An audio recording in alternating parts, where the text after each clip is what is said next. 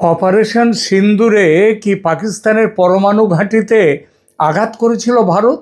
অপারেশনের সময়কার chief of defence staff general Anil Chauhan সম্প্রতি এমন একটি তথ্য জানিয়েছেন যা পাকিস্তানের নিরাপত্তা ব্যবস্থার বড় দুর্বলতা সামনে এনে দিয়েছেন। তবে তিনি একথা বলেননি যে ভারত পরিকল্পিতভাবে কোনো পরমাণু স্থাপনায় আক্রমণ করেছিল। ভারত পাকিস্তানের সারগোদা অঞ্চলে সেখানে পাকিস্তানের রাডার খুঁজে ধ্বংস করার জন্য কয়েকটি লয়টারিং মিউনিশন পাঠিয়েছিল। এগুলো এমন আত্মঘাতী ড্রোন যা আকাশে ঘুরে লক্ষ্য খোঁজে এবং লক্ষ্য পাওয়া গেলে তার উপর ঝাঁপিয়ে পড়ে।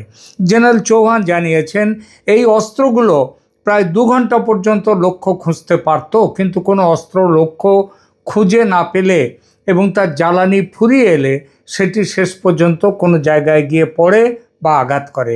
তার অনুমান এমন একটি ভারতীয় অস্ত্র হয়তো সারগোদার 10 কিলোমিটার উত্তরে কিরানা পাহাড়ে গিয়ে আঘাত করেছিল। কিরানা পাহাড় কেন গুরুত্বপূর্ণ? দীর্ঘদিন ধরেই মনে করা হয় পাকিস্তানের পরমাণু অস্ত্র ব্যবস্থার কিছু গুরুত্বপূর্ণ পরিকাঠামো এই পাহাড়ের ভিতরে বা আশেপাশে রয়েছে, কিন্তু কোনো পরমাণু স্থাপনা ক্ষতিগ্রস্ত হয়েছিল এমন কথা জেনারেল চৌহান বলেননি। ভারতীয় বিমান বাহিনীও আগে জানিয়েছিল কিরানা পাহাড় বা পাকিস্তানের পরমাণু স্থাপনায় আঘাত করা ভারতের ঘোষিত লক্ষ্য ছিল না।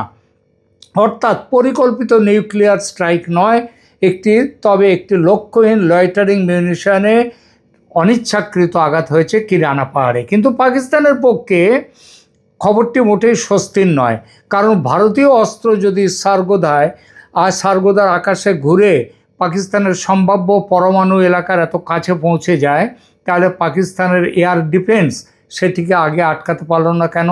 চৌহান আরও জানিয়েছেন 10ই মে পাকিস্তান আলোচনা করতে চাওয়ার পরেও ভারত সামরিক চাপ কমায়নি।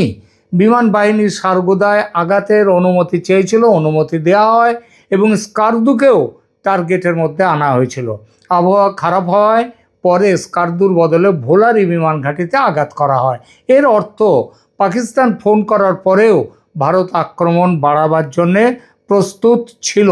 অপারেশন সিন্দুরের সবচেয়ে বড় বার্তা তাই শুধু কয়েকটি সন্ত্রাসবাদী ঘাঁটি ধ্বংস করা নয়, ভারত দেখিয়েছে পরমাণু যুদ্ধ শুরু না করেও পাকিস্তানের গভীরে ঢুকে তার রাডার, বিমান ঘাঁটি এবং সবচেয়ে সংবেদনশীল এলাকার কাছে পৌঁছে যাওয়া সম্ভব।